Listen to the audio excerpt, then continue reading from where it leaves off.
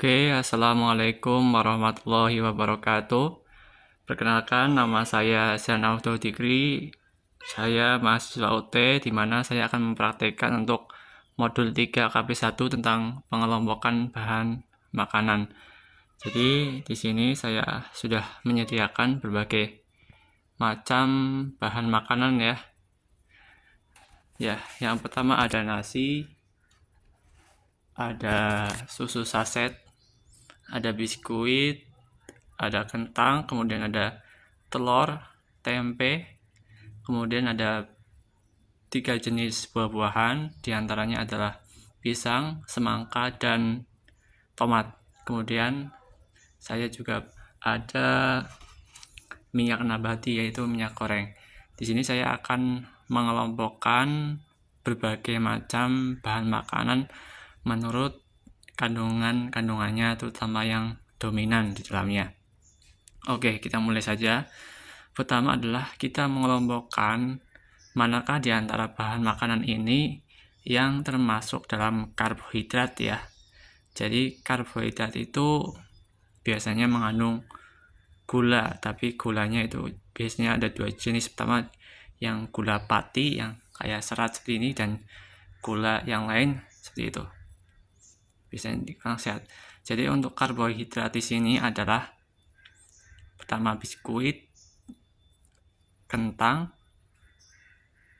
kemudian nasi, kemudian ada susu saset atau susu kental manis. Itu termasuk dari karbohidrat, dan karbohidrat adalah fungsinya sebagai sumber energi. Jadi ada 4 jenis di sini yang termasuk karbohidrat: nasi, kentang, biskuit, dan susu kental manis.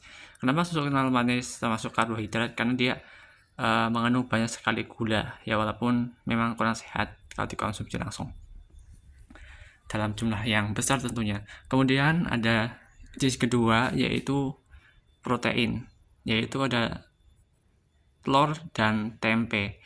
Kalau telur itu sebenarnya lebih banyak mengandung proteinnya ya, walaupun di dalam kuning telur itu memang juga mengandung lemak, tapi lebih dominan ke protein. Ini ada 2 pengelompokan protein ya. Ini protein hewani, berasal dari hewan. Ini nabati, karena dia berasal dari kedelai.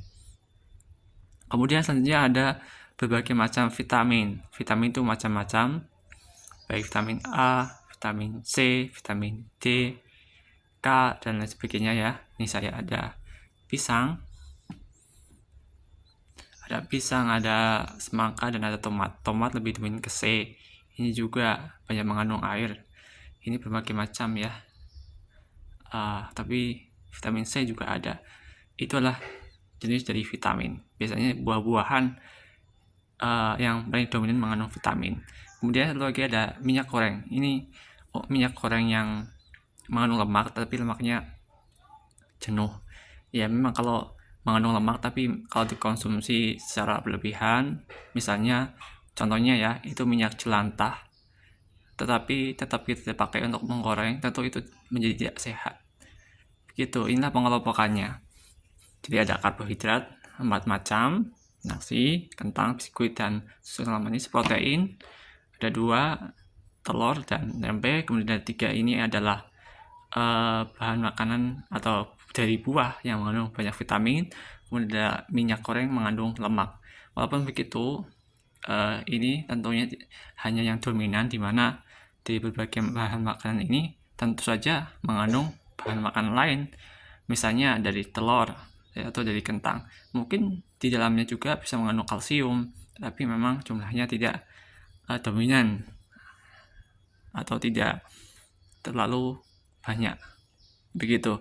Terus kemudian ada pertanyaan, makanan apa yang paling cocok untuk balita atau anak kecil? Ya semuanya, dari protein, vitamin, lemak, kalsium, dan lain sebagainya, tetap diperlukan untuk balita, apalagi protein, karena yang namanya balita itu sangat butuh untuk pertumbuhan. Pokoknya ya seimbang dari semua ini, agar pertumbuhannya lebih lancar, lebih efektif. Karena yang namanya balita butuh berbagai macam energi yang atau berbagai macam kebutuhan yang lebih kompleks, maksudnya adalah jenisnya lebih banyak dibandingkan dengan orang dewasa. Kemudian pertanyaan kedua adalah, untuk orang yang kayak bekerja keras, kerja berat, itu apa yang dibutuhkan? Ya tentu saja makanan seperti nasi paling diperlukan. Biasanya kalau orang yang kerja di sawah, kerja kuli, dan lain sebagainya, kerja berat, itu mereka sangat butuh nasi atau makanan-makanan yang mengandung karbohidrat agar mereka tidak cepat lapar dan tidak cepat lelah. Ini sebagai sumber energi. Kemudian untuk penggerak otot, tentu saja mereka butuh protein, dan juga mereka juga butuh kayak buah-buahan ya, lemak juga. Tapi yang paling dominan untuk orang yang bekerja berat adalah makanan yang mengandung protein. Kemudian makanan apa yang cocok untuk orang yang sudah lansia? Ya, semuanya seimbang, tapi biasanya kalau lansia itu dia makanan yang mengandung karbohidratnya lebih sedikit dibanding yang lainnya, tapi mereka juga butuh protein dan makanannya besar agar pencernaannya lancar. Kesimpulannya adalah bahwa di modul 3 KB1 ini menjelaskan tentang pengelompokan makanan menjadi berbagai macam jenis, baik karbohidrat, protein, vitamin, dan lemak. Juga berbagai macam fungsinya. Karbohidrat sebagai sumber energi, protein penggerak otot dan sebagainya, vitamin sebagai keperluan yang lain seperti misalnya panca indera dan lain sebagainya. Kemudian pokoknya vitamin sebagai pendukung, lemak sebagai penyimpan cadangan makanan bagi tubuh kita. Begitulah pengelompokan makanan dengan berbagai macam jenisnya. Terima kasih sudah menyaksikan. Mohon maaf bila ada kesalahan kata dan sebagainya. Silakan Anda bisa menuliskan komentar atau sarannya di kolom komentar. Wassalamualaikum warahmatullahi wabarakatuh.